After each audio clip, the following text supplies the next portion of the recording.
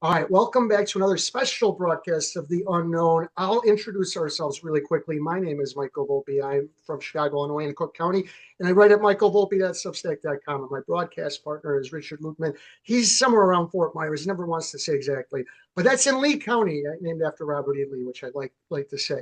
And you write at Lukeman, Luthmann.substack.com. And we're joined by Rachel Keshel, the state representative for a state representative from Arizona. We interviewed you a few months ago about family court. I think Rich wants to ask you a couple of family court related questions, but we've already done that interview. We'll make sure that's in the comments. But last week, tragically, Charlie Kirk was murdered by, I won't say the guy's name, I'm just going to call him the assassin. Um, and it's a world media event, and you've had a lot to say on it. I've got a couple of questions, and then we'll throw it to Rich. The first one, I think you believe this is a galvanizing event, and you pointed to Turning Point saying it's over 30,000, and the number keeps growing. I just found it's up to 37,000 roughly inquiries for starting a new chapter. Why do you think this is going to be a galvanizing event? Kind of huge. I want to start by thanking you both for having me back on. And, Charlie Kirk, when you're in Arizona politics, you know who Charlie Kirk is. I was not very close to him, but I'm very close to a lot of the people who worked with him at Turning Point. Senator Jake Hoffman and Tyler Boyer are friends of mine. And this last week, I mean, it was just, they lost a brother, is what it feels like. And as an Arizonan, this is reaching worldwide and has had a worldwide impact. There have been vigils for Charlie Kirk all over the world, as far reaching as South Korea. Here in Arizona, though, he really represented the grassroots conservative movement here. He was what we were all fighting for, especially someone like into politics, but I did because I knew that I want to fight for the country I love, for my 5 children. All right, so we had a little glitch, but you were saying that in Arizona he was basically like galvanizing people the way he was galvanizing people worldwide. But what do you Yeah. think that was? Was that bringing in conservative voters or Republican voters? What was that doing? It was. So I have 2 college-age conservative kiddos of my own. And last week they were calling me after everything that happened. And it was a really strange feeling because, as I was saying, I wasn't extremely close to Charlie Kirk. And my kids had never met him, but they were feeling so sad, just this heartbreaking feeling, and they couldn't quite understand or grasp it. And then I started seeing other people talking about having the same feelings, feeling like they had lost a friend, but they had never met him. I think it's just he was such a pillar, especially in Arizona, of our grassroots conservative movement. And he went into what some conservatives look at as the lion's den when he was very brave to go on college campuses. Because my almost 21-year-old son, he's at Northern Arizona University. He did say that he witnessed some of his classmates celebrating when Charlie was murdered and things like that. So I feel like the one thing that Charlie Kirk did for that generation was he did boldly go onto those campuses and have healthy debate with people that did not believe just like him. And unfortunately, I feel like that's something that is lacking these days. I used to have one example I use is I had a friend named Rachel when we were seniors in high school a very long time ago. She was an atheist. She was very liberal minded. We were opposite in every way, but we could have the best debates about stuff that we didn't agree with, and we were still friends. It was one of those things that you could just do that back then. These Mhm. days, I think my kids, as conservatives on college campuses, feel like they're kind of shut down in their beliefs, that they're not allowed to speak differently if they have those conservative ideas. And damn it. I wanted to ask you a couple of things, but I got an article up. Um, but I think that Charlie's genius, if you will, is not merely that he dreamed up an idea, because I don't think he only dreamed up the idea of going to college campuses, but that he was very successful at it. Mhm. And the genius is the face-to-face debate. I think part of our problem is like the debate you have where you're an icon on Twitter or Facebook and you're debating another icon. And I got an article up. I did an article about Charlie, and I was amazed by this story that Larry Flint and Jerry Falwell ended up being friends. And Flint talked about, and it was because Falwell went to after a dual appearance, he went to visit him, And then they had like a multi-hour conversation. They just kept conversing, if you will. They would send each other Christmas cards. They were genuine friends, like the way you described. Mhm. And as I said in the article, we have to get away from hating another opinion to vehemently disagreeing.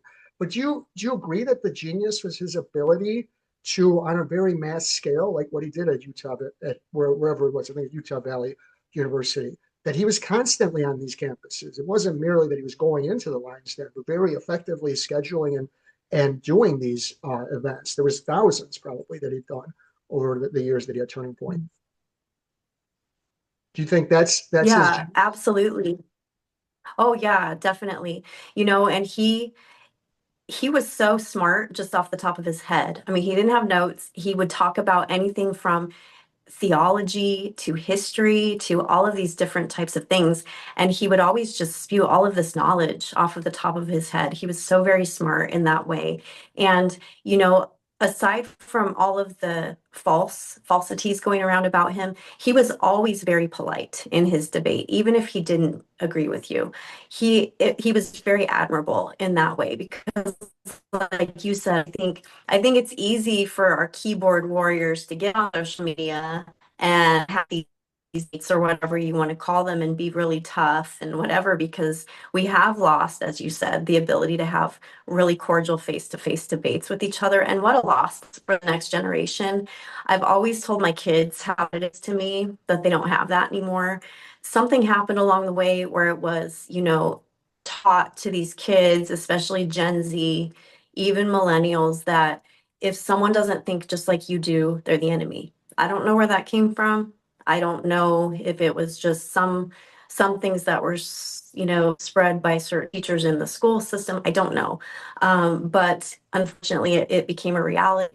And I think this needs to be a turning point where we do go back to, hey, you may not think just like I do, but let's have a conversation about it. Because if we don't do that, this rhetoric, I truly will stand by saying, being someone who is a Republican elected official in the public eye, I cannot tell you the number of times I have been called a Nazi or a fascist or been told that I hate the LGBT community or whatever, which is completely false. You can't find a single statement I've made, a post I've made that says that about me, but people say that about me anyway. So that has caused a lot of problems. Now there are crazies on both sides. I would be lying to myself if I said there weren't, but the rhetoric has got to stop because I do believe that it spurred what happened to Charlie Kirk this Mhm. last week was some of that rhetoric that made someone feel so much hate in their heart that they thought, he does not think like me. He believed the lies that Charlie Kirk was a homophobic person, and he wasn't. There's a reel that shows that that was not the case, but they Mhm. felt just because of that, it's that they could go out and take his life. And so we have to use this moment to turn away from that type of stuff. Yeah, look, if Falwell and Flint can become friends, where they're polar opposite on the like central thing that they believe, anyone can. Rich, I've got a few more questions, but I'll save them. You're just sitting there quietly, so go ahead. Uh, do you believe that this attack was meant to silence young conservatives nationwide and conservatives in general? Well, I do. This is domestic terrorism. I mean, we have to label it as much. If one of our, fellow American citizens goes out and decides that just because they don't like what someone is saying, that they can take their life, that is terrorism. And what terrorists do, their main goal is to silence people. That's why they commit acts of terror. It's to instill fear in us and silence us. And I absolutely do think that this was meant to do that with the young conservatives, but I think it will have the opposite effect. I have talked to not only my children, I've talked to numerous young conservatives last week and a half that have a fire in their belly. And it's in a good way where they are ready to just go out and carry the torch that I mean, like Michael said, it's the numbers of people signing up to volunteer with Turning Point are just increasing every day to the point where I posted about 15,000. Now I think it's upwards of above 40,000 that have signed up to volunteer. So this Charlie Kirk, it is so fitting that what he did is gaining even more momentum after what happened to him. That's very inspiring because he would want nothing else than that. And just the fact that some people that didn't even know who Charlie Kirk was, they never watched his reels. His Instagram following has increased tenfold. They're now watching him and he's still spreading truth even after his death. And it is a really amazing sight to hold, in my opinion. It's very inspiring. Do you believe that the conservative movement has to redefine its security and its messaging in light of Charlie's death? Well, as far as security, yes. If you look at what happened, over a year ago, President Trump was almost assassinated at a Pennsylvania rally. Charlie Kirk, it was the same thing. It was from a rooftop. I have no idea why no one there checked to make sure that the rooftops were secure. It was very similar setup. It was an outdoor venue. The shooter was on the roof. And from what I've heard, Charlie was told that he needed to beef up security. I've heard that said out there. I don't think that it should make us fearful. I'm an intellectual. I am someone that could go to a public event and be targeted. I understand that. It doesn't make me afraid because I believe God controls my coming and going in this world too. But I think that we have to be extra cautious in those ways and just a little more vigilant. As far as message, like I said, there are crazies on both sides that say things that they should not say. In my opinion. Right now, we're looking at a fine line between what is hate speech protected under the First Amendment, what is inciting violence. So I think that we do need to look at that. I'm a huge first. The rest of it, hopefully, maybe you'll get the video going. But Rich, you've got another question, and then I got a few. Just to follow up, how should the Republican Party, or how should America, the government, respond to left-wing activists and influencers who celebrated or minimized the Charlie Kirk murder? Well, I think a natural consequence for a lot of these people is that they're losing their jobs. When you're the face of, especially a county or a city like I'm dealing with down here in Tucson, where we have a city councilwoman who was talking about karma and basically cursing Charlie Kirk after he was murdered. People elected her. She's supposed to represent all of constituents, and she's paid by the taxpayers. She's elected by the people. So that to me is a huge problem. We are her employer. So that's a little bit different than some of these other people. But if they are the face of their company and employer, they said some horrendous things or celebrated the death of a fellow American citizen, have every right to terminate them. That's a consequent research, which I think is different. Now, like I said, I think that there has become a fine line of, is this just hate speech?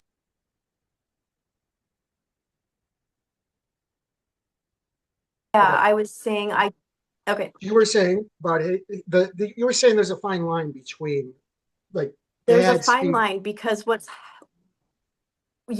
happening is, these people that are losing their jobs, that's a consequence from their employer of things that they said that the employer does not want them representing, their company.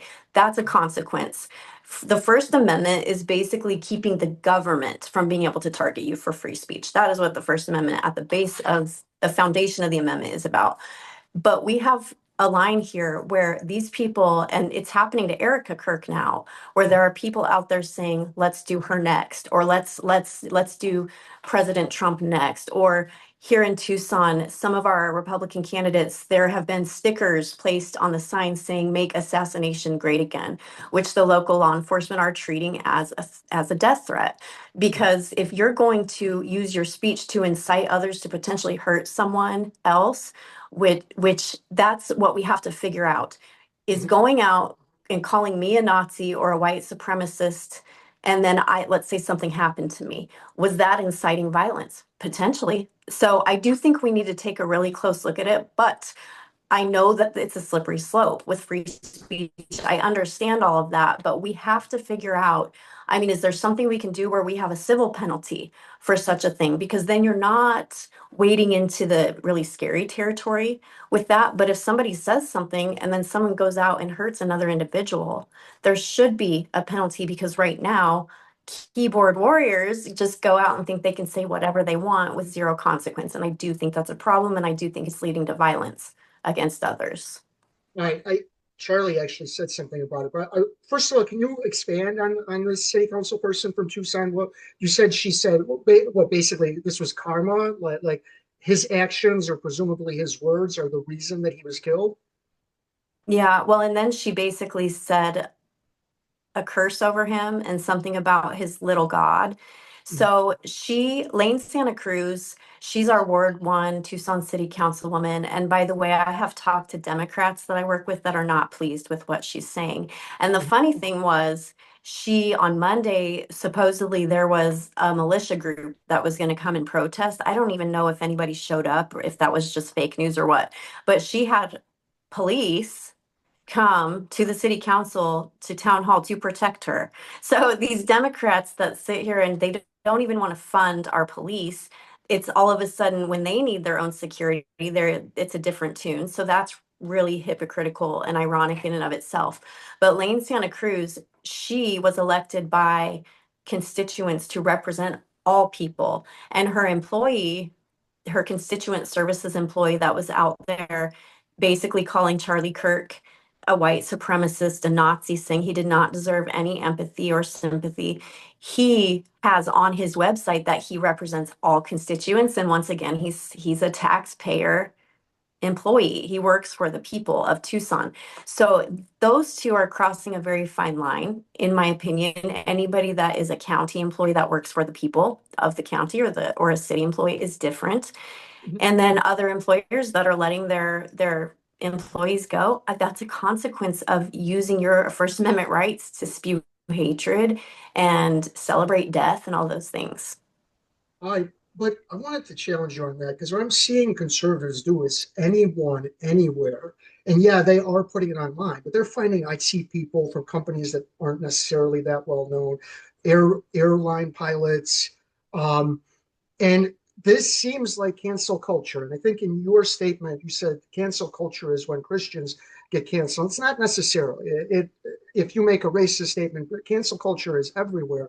Isn't when you're looking under every internet corner, and yes, they are dumb enough to put it out there, so maybe they deserve it. But I think conservatives have taken it way too far. There's a difference between what you're saying with a city council person and someone working for the county and somebody in IT or an airline pilot, and they didn't like the term insensitive, even if it's a deplorable comment.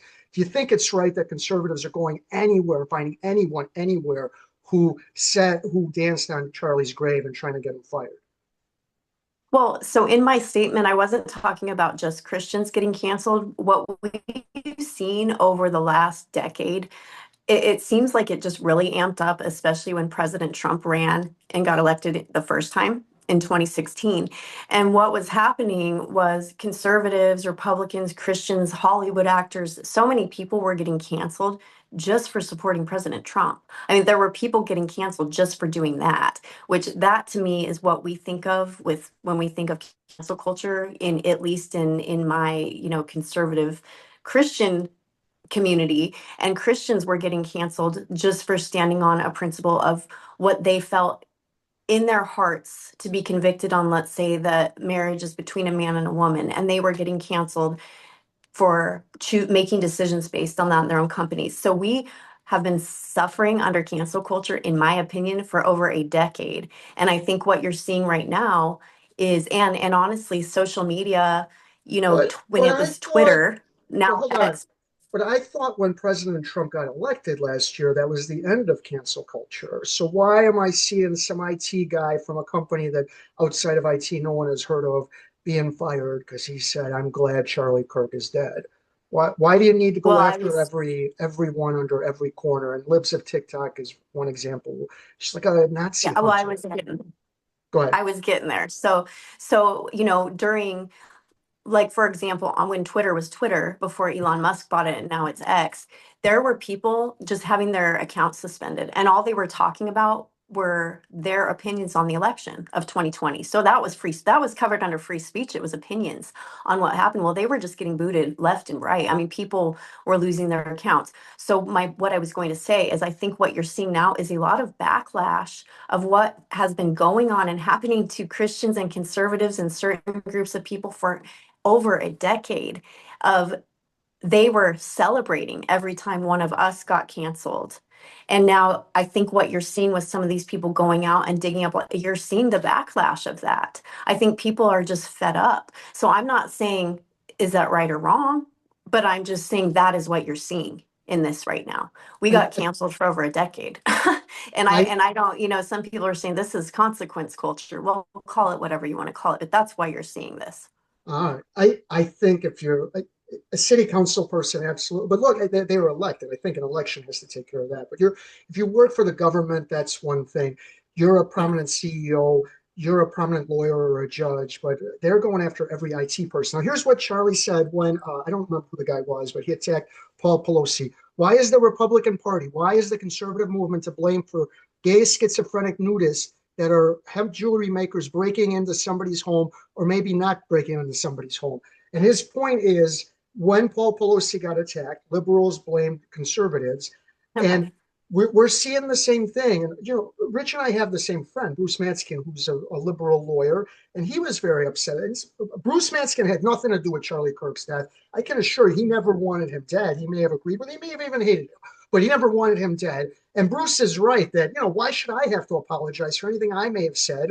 I had nothing to do with his death. Is it fair for, and there's a lot of them, conservatives to blame liberals for Charlie Kirk dying? Because it might be a plot. So there might be more conspirators, but right now there's one person in custody. He's responsible, not the liberal movement. Or am I wrong? Well, I don't think you should collectively blame liberals because, like I said, I've had two of my Democrat colleagues reach out to me these last couple of weeks to make sure I'm okay. And they kind of feel like they just don't know where they fit right now. I don't think that we need to collectively blame all liberals. I think that we need to blame a dangerous type of rhetoric that seems to come, and this is my opinion, but more often seemingly from one side of the aisle with just the violent rhetoric. I think that we need to blame those individuals that are guilty of using that rhetoric of calling people Nazis and fascists on this side all of the time. Like I said, if I could count the number of times I've been called that, I would be, and I got, a dollar every time, I'd be a very rich person and I could leave politics because it's been a lot. Right. So I think we need to blame the rhetoric coming from some on the left. So when you're collectively saying it's all of them, that's not true because I have, especially these days, I have more and more Democrats that I know that keep coming to me and they're like, I don't even know where I fit anymore because they don't feel like they fit with that wing of the Democrat Party, the very progressive, leftist, whatever you want to call it, but they don't feel like they fit with us either. And this is why the two-party system, George Washington said it was not a good way to go. And we're seeing now it's not because we have people that can agree with us on some things, from the Democrat Party, and then same over here where they agree with some of the platform items from the Democrat Party, but not all, and some of the Republican Party, and they're feeling very lost and in the middle somewhere. I don't know what the answer is. I haven't figured that out, and no one has been able to give me the right answer for that, but it's just something that's very apparent right now. Now, is Charlie Kirk above criticism? Is it okay to criticize things he did, Yeah. or because I I have found some stuff that I think he was a bomb thrower in some ways, like what he said about Pelosi's the guy who attacked Pelosi. And I think this was the guy. He said, "Why is he in jail? Why has he not been bailed out?" And by the way, if some amazing patriot out there in San Francisco wants to be a midterm hero, someone should go bail this guy out. Um, I I think he definitely will be lionized, but I think some people are afraid to say anything bad about the guy because he was murdered. Yeah. So I is it going to be okay to point out things that he said that are objectionable? Because there was plenty of them. But I'll point out, and I said this to Rich. He had a podcast. He did all of these debates. He did a ton of debates. He was on Twitter all the time. You're going to find stuff that's bombastic because he spoke so much. Mhm. It's almost impossible to speak as much as he did without ever being bombastic. So Yeah. it's natural. But I think I think it's all right to criticize some of the things he did. Just be fair about it. Some of the stuff they've come up with is completely out of context. Like he said something about empathy, but he was talking about I prefer sympathy. It was a lie. It was Yeah. basically completely not malicious. And the Second Amendment comment where he said, "Well, some deaths are all right, but it's like a 4 paragraph thing," and he probably could have said it better. But what he meant was that it gives us freedom and liberty, and deaths will come, but it's for a higher cause. Mhm. And he probably should have said in the whole there's less deaths with the Second Amendment. But regardless, he what it it wasn't bad if you give the full context. But you're going to be okay with people coming out and criticizing him. Oh, of course. You should be able to criticize something that someone else says that you disagree with. And that's where you can have that healthy debate. Mm-hmm. Hopefully that should be the point where you can do that. I don't think if you're telling me that people are out there trying to get people fired from jobs just for simply criticizing some of the things he said, that is not right. I I don't know stand if by that that 100%. right. I But don't when know you, if if that's there's right. a difference between criticizing things he said that you didn't agree with Mm-hmm. to celebrating his cold-blooded murder. I mean, those are two totally different things. And I can understand how people would feel sickened and disgusted by that because at that point, I'm a Christian. So I feel like to have the place where your heart must be to celebrate the murder of someone else is, I can't relate to that, not even remotely, Mm-hmm. but different things. And I can understand how, yeah, that's different. But you should be able to criticize what they say, yes. Because, like you said, Charlie Kirk, he spoke for a living. That's what he Right. did. So there are Right. going to be times where he said things that maybe he didn't get out correctly. But I don't like that people are misquoting him or just pulling pieces of quotes because, like you said, that's a Second Amendment quote. There's a whole other bunch of Right. information that surrounded that. So that, Right. but in my opinion, the mainstream media, they do that to me too Right. where they like to pull a piece out just to paint you in a certain light. And I that's where I think the media needs to stop doing that because it is instigating certain things that are based on lies and fallacies instead of the truth. All right, and the text messages between the assassin and his roommate came out, and he says, I had enough of his hatred. Some hate can't be negotiated out." That's basically that. That's his reasoning. Well, How do you think Mhm. he? How do you think? How is it possible for one person to hate another person that they've never met, that they know only through video, text, and audio? How can that happen?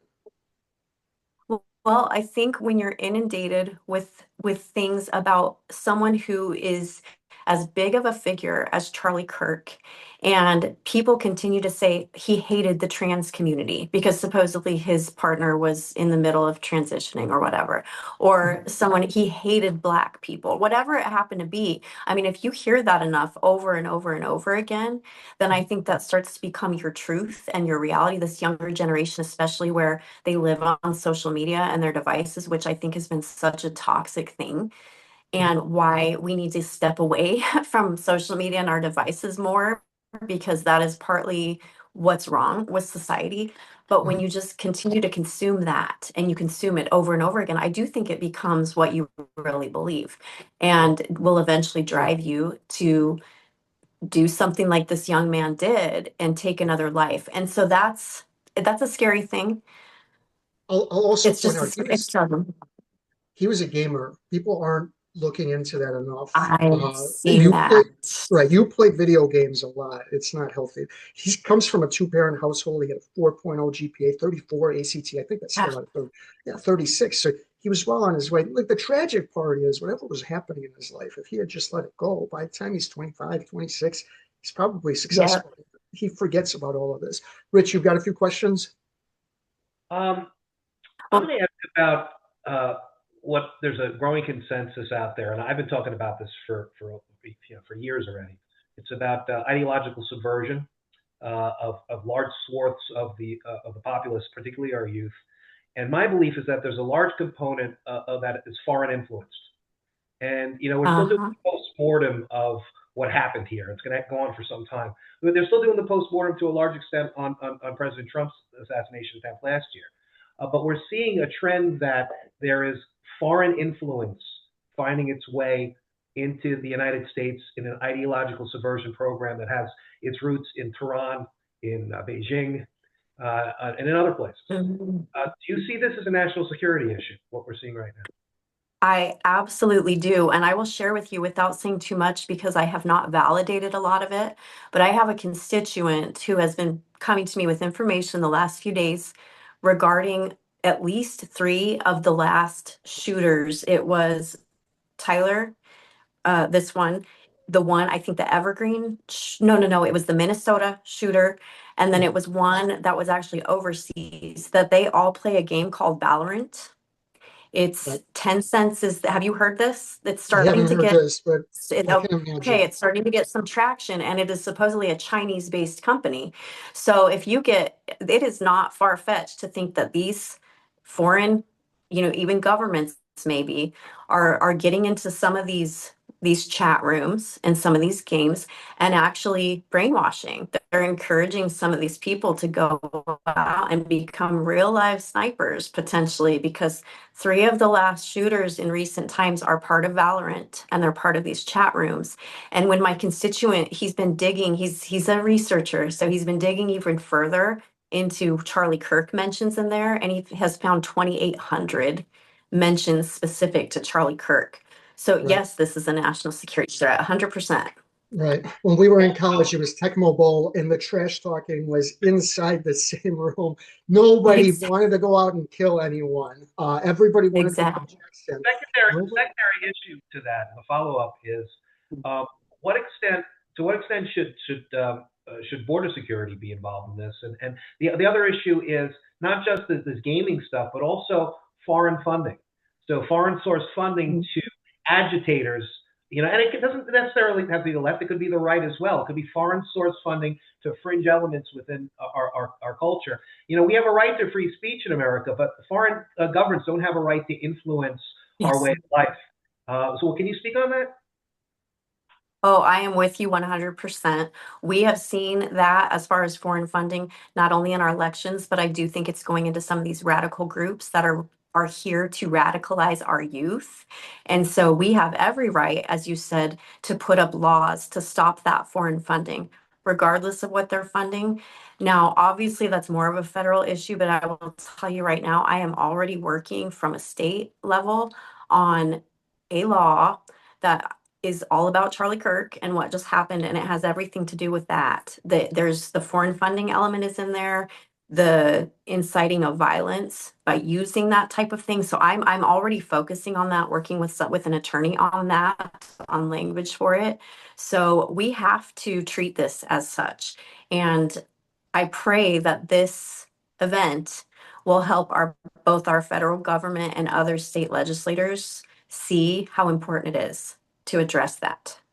Now, on that note, there was a Democratic, not state rep, congressional representative, Pat Ryan, who basically disagreed with you, calling people Hitler a Nazi, and he said, regarding it inciting people, I actually don't think it does. I think people are trying to grapple with a reality, a really unprecedented time in our country, where we're seeing maybe history not fully repeat, but history rhyme at some of the darkest times in our world's history, and struggling in good faith to try to put some intellectual thought into that and find the right language to describe the fact that the Constitution I risked my life for 27 months in combat is being tested and pushed. And I assume he's referring to Trump being Hitler-like. He, his argument, I agree with this. Look, I don't think anybody should call anybody a Nazi because it cheapens the term, but I don't think the assassin is responsible. If there's a plot and there's a conspiracy, the conspiracy is responsible. But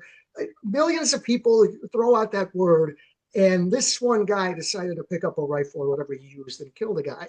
But I think you disagree. I think you think that it can be inciting, but is it inciting Mhm. ethically and legally or just ethically? And what I Well, I mean by think that the is, only way. what I mean is, should it be illegal to call someone a Nazi? Well, I think no. The only thing that I think if it leads to someone being targeted, actually, then yes, obviously that's different. So let me give you an example. Let's Mhm, say all of these times that someone has called me a fascist, which is more than I can count.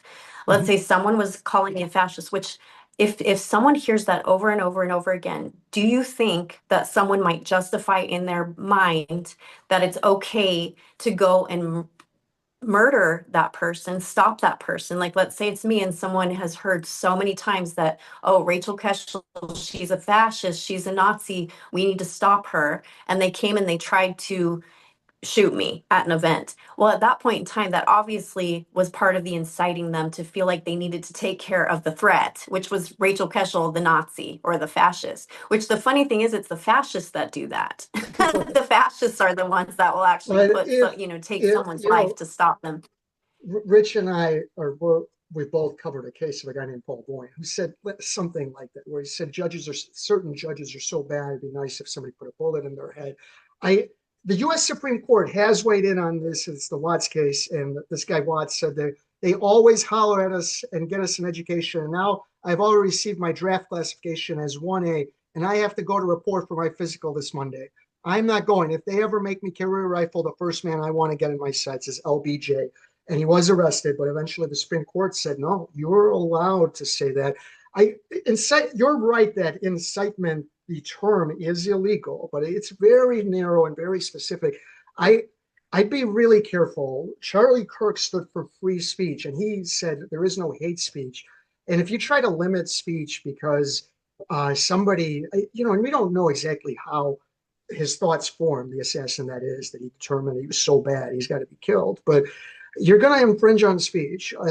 Free speech can be ugly, and it's okay to suggest that you're going to shoot LBJ. Well, what's not okay is basically get in front of a crowd and say, Rachel Keshel's terrible. She's a Nazi. She's this. And by the way, she's like 3 blocks from here. We should all go get her. Go get her. Go get her. Go get her. Yeah, If you did that exactly. and that crowd went and killed you, that would be incitement. But just saying you're a Nazi, you're a fascist, you're hateful, it doesn't incite. It doesn't, I think, meet the legal stand for incitement, and it shouldn't. It's ugly, Well, but and I go ahead. Yeah, and I think what I've said on this call and what I will stand by is we need to have exactly what we're doing right now, some conversations about this right now. Mhm. Where is that line? Is it, as from a legal standpoint, the only thing that I would even contemplate would be civil action, because then you're steering clear. We have a constitution that protects that. So civil action would be the only avenue I would go down to deal with that potentially, which is kind of what I'm looking at. But let me give you a different example, which this is going to be interesting. So one of my Democrat colleagues is not very liked by her party.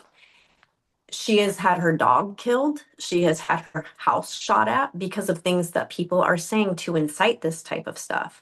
So that's what I'm saying. Civilly, can you do something to protect her from that type of incitement by her own? I don't know. I think these are conversations that we need to have, is my point right now.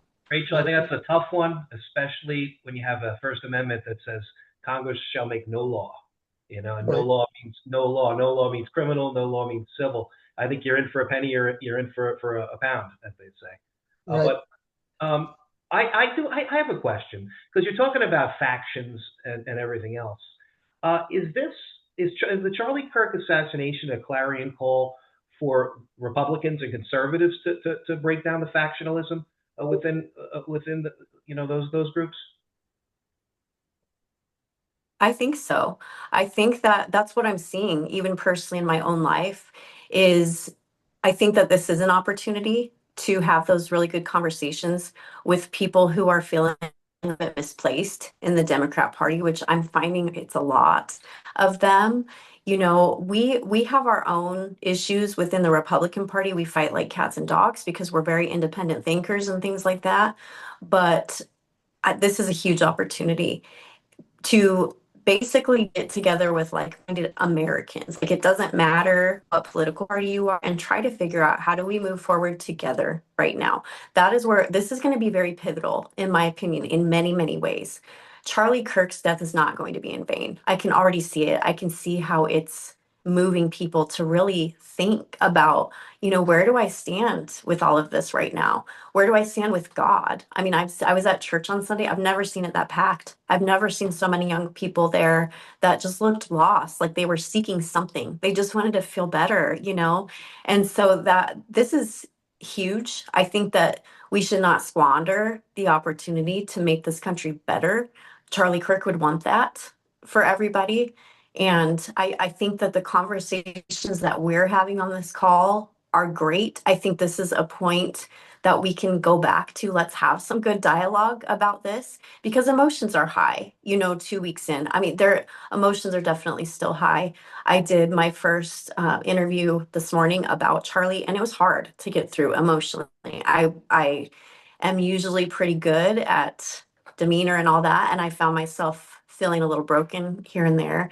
And I talked about it with the person that interviewed me after, and we were both kind of feeling the same way. So, putting emotions aside, I think we need to figure out how do we use this to move forward together and really improve the political environment because it's been awful. I had a conversation with, once again, two of my Democrat colleagues yesterday that were just kind of going, man, it's gotten so crazy, the political environment. But I think it's a huge opportunity. Let me ask you one question. When Alexei Navalny got killed, murdered by Vladimir Putin, it was sort of like it was viewed the same way, and the world was watching, but nothing really changed. Why do you think this is different? Navalny was in Russia, much bigger figure, is basically like the symbol of the resistance to Putin. Why do you think this will be different? Because it galvanized people, but 3 4 weeks later the galvanization sort of wears off and reality sets in. He's dead. Putin's still in charge, and nothing's going to change. Why do you think this is going to be different? Well, see, this is America, right? Beacon Right, on the hill. That's what we've right. always been known as. And I think that this has affected the young generation. So we can't, I've been saying for a long time, if you've ever heard of a book called The Fourth Turning, it talks about how everything historically goes in cycles, right? And right now we're in the fourth cycle of that, and it's called the hero generation. Last hero generation was World War II. And about every 80 years, it cycles back to the hero generation. Well, here we are. It's been, about 40 some years. The hero generation is here. And it just feels to me like this generation, who is supposed to be fitting in the role of the hero generation, this has galvanized them right into that role, like perfectly. If you think of it historically, it's so fitting that that generation is the one to rise up and just get us back on track, so to speak, because by the time the hero generation comes to, we've gotten lazy in all of this and we're kind of falling apart. We've gone from, the we got too comfortable. That's what usually is the hero generation, and look at what just happened. I mean, it just seems so meant to be right now. So I highly recommend reading that book just because it fits with what's going on right now. All right. And Rich, you wanted to ask a family court related question related to Erica Kirk's speech. I don't remember when she made it, but sometime last week. She She made talked a about speech on family. Sunday, and she said something very candid. She said that Charlie confided in her that if he were ever to run for office, the biggest thing that he would run on, the most core principle, would be um, the reestablishment of the American family. That's what he said. She said that that's what she Mhm. told him, about putting the American family first. How does that, how does that tie in with what you're doing, so many others are doing for families in Arizona, particularly with family court? And do you think that that message is going to be one of the enduring, uh, positives out of this tragedy? Well, yeah, I mean, Charlie Kirk, whether you knew him or not, you knew he was a good family man.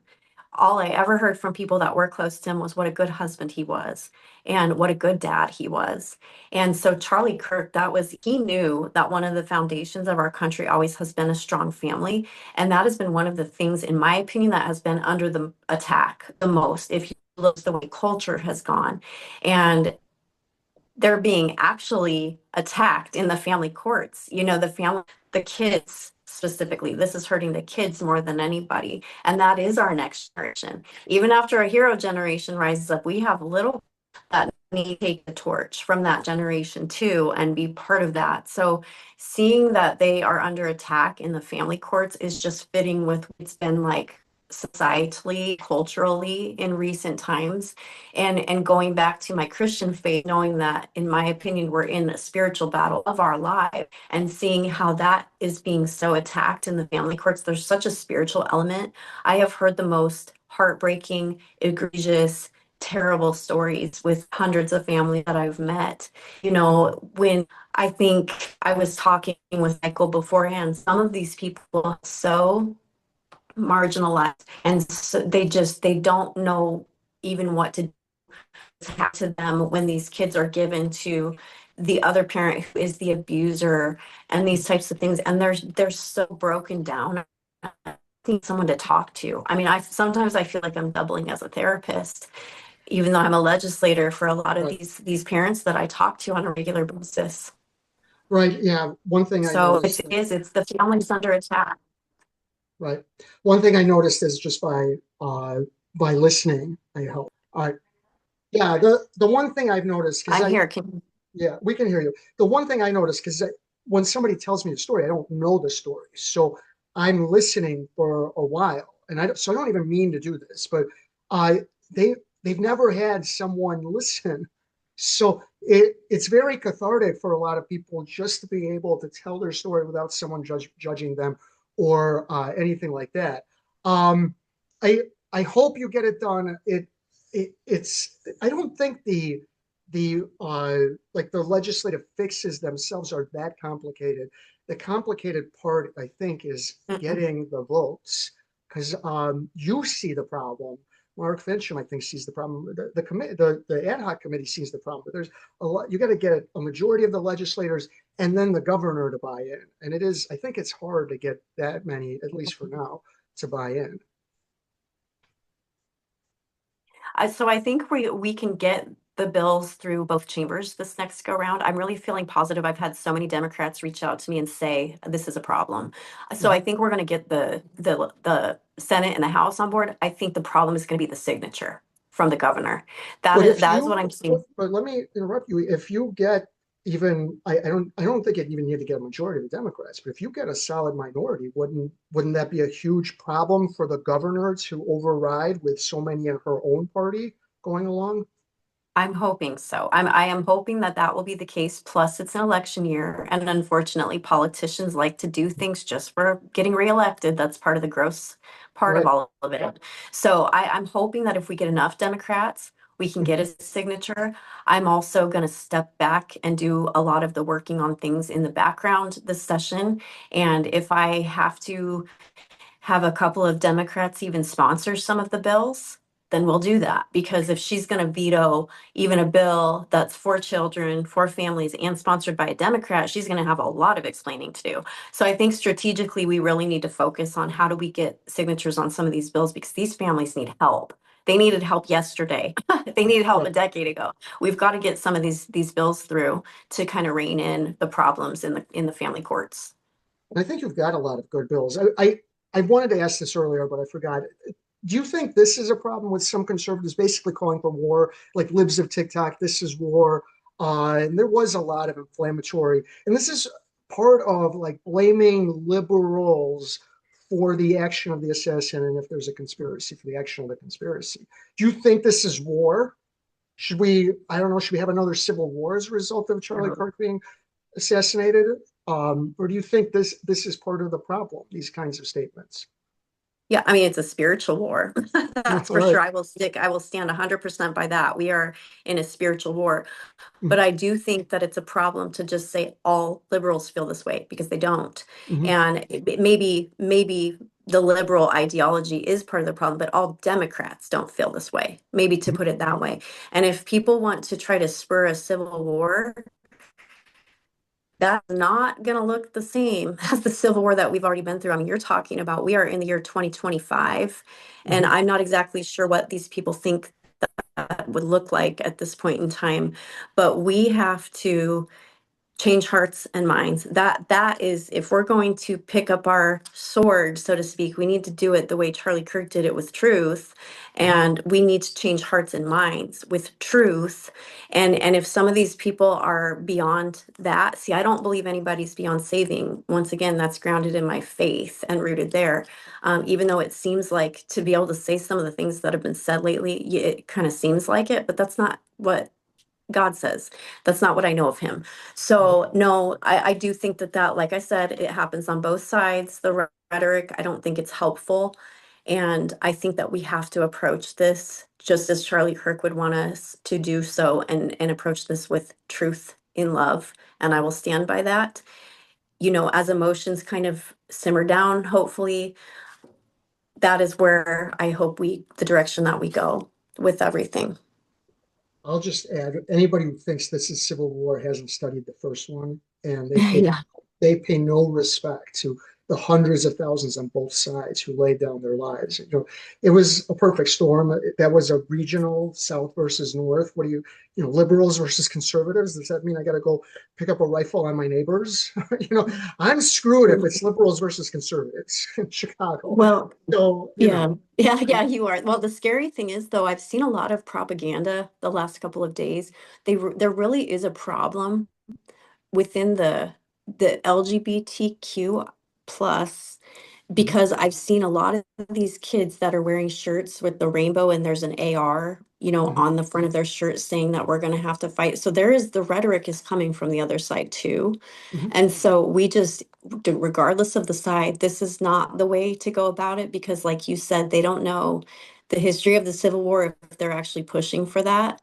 Right. And like I said, I have to go to, as I've gone through the stages of anger, or the stages of grief this last week, and anger has been one of them. And that's just me being honest. You have to get past those stages and realize that truth and love is the way Charlie Kirk would have wanted us to do it. Mhm. It would have been it's the way we should do it, especially if you're a Christian. And that's what I'm trying to, now that I've had some time to kind of go through those stages of grief, that's my focus right now. And God has given me a pretty big soapbox to speak from. So, like Lane Santa Cruz, you should have higher standards when you're an elected official. And I'm going to be keeping that in mind a lot as it proceeds forward from this point. So All right, Rich, you got any other questions? I'm done with mine. To bring it full circle, and Charlie did say many occasions that we're in an ideological war. And the fact is that we're a country that has a Christian form of government. If you ask John Adams, it was the Constitution is made for moral men. Mhm. But we yeah, have this tension now with a lot of, and Charlie said it, with a lot with communists and socialists, as well as Islamists that want to read new things into enlightenment that goes back to biblical thought. And so I think we have, I think you're right that we do have an ideological war on our hands right now, and how we solve it. I think you said it right. We have to kind of slow down and just start talking again. I think we have Right, to yeah, we unite. do. I right, agree. right. In this way, Charlie and Larry Flint were the same. They both liked to speak, and they were both shot for it. The kind of speech was completely different. I'll just leave it. We had Dennis Brennan on, who wanted to defend, not one, wrote a book defending Aaron Burr. None of this is new. If Aaron Burr and Alexander Hamilton got to the point where their words meant one had to die, where none of this violence is new. Yeah. We've struggled with this as a country since its founding, unfortunately. For some reason, somebody says something you disagree with, sometimes you take it so personally that, as you can see, the kind of hate that the assassin felt for Charlie Kirk, who he'd never met. And as I said, I think if he had met him, he would have felt a lot differently. And that was part of Charlie's Yeah. come down and talk to people Yeah. face to face. Go ahead, finish up. Anything else you wanted to add? I don't think so. I just appreciate the dialogue so much. And, I'm just hoping that we can get back to that we can kind of keep this out of control rhetoric from continuing to just barrel down the hill, because that's going to lead to more situations like Charlie Kirk. Both myself and my husband are both public figures, and we are definitely going to be utilizing our Second Amendment rights as we go to events and things like that. So, but I think that having these conversations is very important. So I just really appreciate the opportunity to do so. Rich, anything else? I'm done. I'm good. All Thank right. you, Rachel. State Representative Rachel Keshel, thank you for being here. Thank you, guys.